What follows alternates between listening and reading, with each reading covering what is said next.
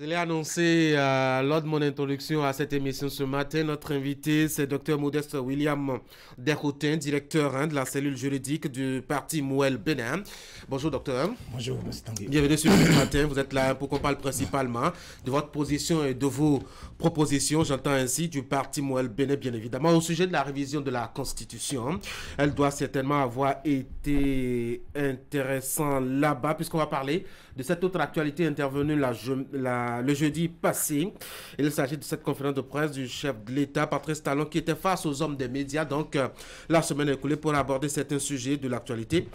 Comment avez-vous appris et vécu ce qui paraît une première à y voir de près, un chef d'État qui réunit les journalistes pour leur parler?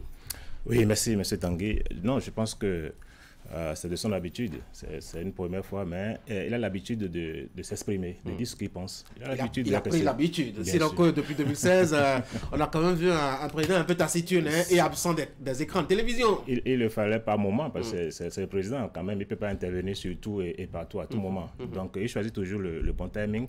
Je pense que c'était pédagogique et très, très important pour calmer un peu le débat. C'était le bon moment chez vous? Je pense bien. Pourquoi? Parce que l'actualité était un peu trop agitée et c'était lui, c'est lui du moins, qui est à l'origine. C'est-à-dire que est-ce qu'il veut réviser, est-ce qu'il veut rester? Il fallait qu'il vienne dire clairement sa pensée. Oui, mais on a vu d'autres moments où l'actualité était plus agitée que cela. 2019, vous savez très bien. 2021 aussi, on n'a pas entendu. C'est un choix assez singulier aujourd'hui. Oui, maintenant il sent le besoin de le faire, on va pas lui en Libre à lui, c'est son droit. Patrice Talon a dit qu'il n'est pas demandeur d'une révision de la Constitution. Mouel Bénin a dû recevoir cette affirmation publique comme de l'eau à son moulin anti-révisionniste, non? Mais les paroles, est-ce que les paroles vous rassurent quand on sait que le projet poursuit tranquillement son chemin à l'Assemblée nationale? Il n'y a pas d'inquiétude. Dans tous les cas, nous, à Mouel Bénin, nous avons dit on n'est pas contre la révision de la Constitution. Ah, tiens. Non. Quelle est votre position clairement? On n'a pas la phobie de la révision. Nous disions que la révision est une possibilité, mais il y a d'autres possibilités. Alors, on dit toutes les fois qu'il y a d'autres possibilités, il vaut mieux aller exploiter ces possibilités-là que d'aller de la... C'est un peu comme si on allait à la Constitution, c'est comme si on sortait un bazooka pour tuer une mouche.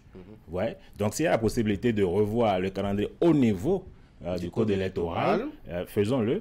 Au lieu d'aller directement à la Constitution, on aura le temps peut-être pour revenir sur la Constitution. Absolument, on reviendra là-dessus. Patrice Talon a affiché ce que certains ont présenté comme un détachement par rapport au sujet de l'actualité, notamment celui de l'actualisation du code électoral. Visiblement, même à l'État, cela ne pose aucun souci au chef de l'État. Il dit quand on va voter, je vais promulguer, je ne demanderai même pas une deuxième lecture. Tout à fait. Tout à fait, il est serein et il est clair dans ses idées. Donc, je pense qu'une fois que les Béninois doivent... oui, mais s'il est si détaché et que ça ne lui dit rien, pourquoi il nous parle? Il a senti le besoin de parler à son peuple. Simplement. Alors, justement, Mouel Bénin n'est donc pas contre la révision de la Constitution. Quelle est la position claire de Mouel Bénin? La position claire de Mouel Bénin, c'est on peut aller au niveau du code électoral parce qu'il y a possibilité de ce côté de revoir le calendrier électoral à ce niveau-là, notamment au niveau des délais, et le problème de parrainage pourrait être déjà réglé à ce niveau. Donc, il ne faut pas dire tout de suite qu'on ira à la Constitution, parce que le recours à la Constitution, pour nous, c'est... un recours extrême. Extrême. Totalement extrême. Et donc, nous ne sommes pas encore dans ce cas-là. Et par conséquent, nous pensons qu'on peut faire autrement. Vous êtes de la mouvance et vous soutenez les actions de Patrice Talon. On a vu les 7 dernières années votre engagement et adhésion à tout ce qui se fait du côté de la mouvance. Qu'est-ce que cela vous inspire maintenant de vous retenir alors même que, ma foi, tout le monde semble s'emballer et à soutenir ce projet-là? On veut faire de la singularité? Non, pas de la... Bon, si vous voulez, parce qu'au niveau de la mouvance, il y a quand même d'autres sons de cloche. Nous sommes d'accord. Oui, il y a peut-être le parti RN. Oui. Il n'y a pas de son de cloche, cloche, pardon. Je pense que c'est au niveau de Mouel Bénin surtout que nous affichons notre position. Nous soutenons les actions du chef de l'État. Nous sommes de la majorité. Mais quand en face de certaines réalités, il faut dire la vérité. Il faut forcément explorer toutes les possibilités d'abord. Parce que la question de la révision, elle est sensible. Et c'est d'ailleurs ce que Mouel Bénin voulait éviter, anticiper pour dire n'allons pas là-bas. Parce que quand on évoque les questions de la révision de la Constitution, il n'y a rien à faire des tollés. Il y a de l'agitation autour. Tout le monde, et puis les politiciens aussi s'en mêlent. Ouais. Et donc, en disant, au lieu, nous sommes à l'avant-veille des élections, Au lieu qu'on éveille tout cela, on peut déjà faire autrement, éviter toute suspicion. Pour que, on croyait à des caprices de fin de mandat, puisque désormais les jeux sont ouverts. 2026 n'est pas loin. On s'est dit, Moël Bénin, si studieux, si gentil, si obséquieux par le passé, retrouve un peu d'énergie et de lucidité. Alors, nous avons toujours eu de l'énergie et de lucidité. Ah oui? Sur quel sujet, par exemple, où le chef de l'État n'a pas encore pris position officiellement, mais que vous vous engagez? Oh, si. Moël Bénin, aujourd'hui, elle ne se cache pas. Elle donne sa position. Elle se prononce de la manière la plus directe possible. Et donc, je pense que ce n'est pas pour la première fois. Sauf que cette fois-ci, c'est tellement tenant compte de l'intérêt du sujet que vous trouvez que le Moël Bénin a retrouvé de lucide. Non, on était toujours lucide. On vous soupçonne d'être proche d'un certain Olivier Bokoyan, dans l'amitié avec le chef de l'État. Ma foi, pour les rumeurs ne seraient plus au beau fixe. Est-ce que c'est cela qui vous donne des ailes aujourd'hui à Moël Bénin pour prendre des positions aussi radicales? Non, je ne crois pas.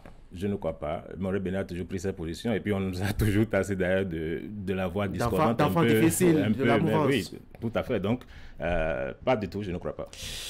En dépit de votre prise de position publique, le projet avance à l'Assemblée nationale, un peu comme si vous aboyez pendant que la caravane révisionniste est en train de passer. Vous devez vous sentir frustré. Hein? Pas du tout. On ne va pas donner le droit de proposition de loi aux députés. Les députés vont faire leur travail, certainement. On va pas jusque-là. Il n'y a rien de contre la loi, là. C'est ce que la loi a prévu, si possible. Donc, ça peut faire son chemin, c'est pas bien grave. On attend. Et aller jusqu'au bout, même. On attend de voir. Vous serez député si ça passe et que le chef de l'État promulgue. Ah oui, le point ne se pose pas. Si ça marche, il n'y a pas de problème. Non, on a dit qu'on n'est pas comme ça. Quelles sont les propositions que vous aviez faites? Alors, nous avons dit beaucoup de propositions, mais on a retenu 2 dans notre déclaration. On a dit, au niveau du code électoral, on peut jouer sur les délais. Par exemple, les 50 jours avant l'ouverture de la campagne, tout ça. On peut réduire les 50 jours qui sont donnés à la Sénat. On peut arriver à 20 jours, à 30 jours. Et demander à la Sénat d'organiser dans les 30 jours et pour que il ne fait pas le problème qui se pose, c'est le problème de délai à la fin, le chevauchement des délais, c'est le problème qui s'est posé. Donc, à ce niveau-là, on pense qu'on peut revoir les délais. Le délai de 8 jours plus 3 pour le dépôt des dossiers et éventuellement les corrections, ça fait 11 jours. Ces 11 jours-là, ça déplace le dépôt de 5 février au 16 février.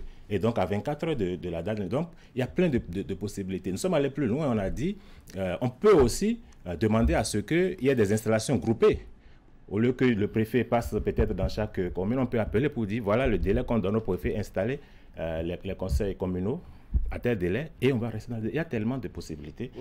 Parlons justement de ces 2 éléments que vous avez soulignés. C'est vrai que tout se rapporte au délai. Le délai pour la Sénat, par exemple, les 50 jours, vous n'aviez pas peur que quand on va raccourcir, qu'on se retrouve avec une Sénat qui bâcle un peu, je dois dire, le travail. Le processus, c'est très délicat, surtout que nous sommes face à des élections assez singulières. C'est les générales et ça va nécessiter beaucoup d'énergie, du temps, de la concentration aussi. Si vous en prenez un peu à la Sénat, vous lui demandez vraiment de ne pas bien faire son travail. Non, nous avons désormais une Sénat professionnelle. Professionnelle, elle est déjà habituée. On est professionnel, mais le temps qu'il faut pour être professionnel, oui, c'est le temps qu'il le faut. Tout à fait. Déjà que les bases sont jetées, ça veut dire qu'il y aura du travail en amont avant même d'en arriver aux 30 jours. Normalement, il devrait pouvoir s'organiser en la matière. La Sénat, moi, je n'ai aucune crainte quant à la Sénat. Mais pour les partis politiques, vous devriez avoir pitié, parce qu'on a vu par le passé des candidats, sinon des représentants de partis politiques, aller dormir à la Sénat avec des documents qu'on envoie par-dessus le mur pour pouvoir compléter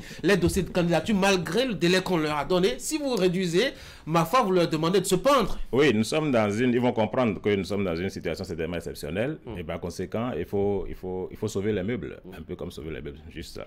Comment est-ce qu'on peut se retrouver à manipuler les dates et autres alors qu'on s'est concentré à voter des tests? Non, ça peut arriver. Aucun test, tous les tests sont perfectibles. Au point où on n'arrive pas à regarder de l'autre côté quel est le délai qu'on a prévu et de ce côté quel est le délai qu'on veut prévoir. C'est fort possible, ça peut arriver.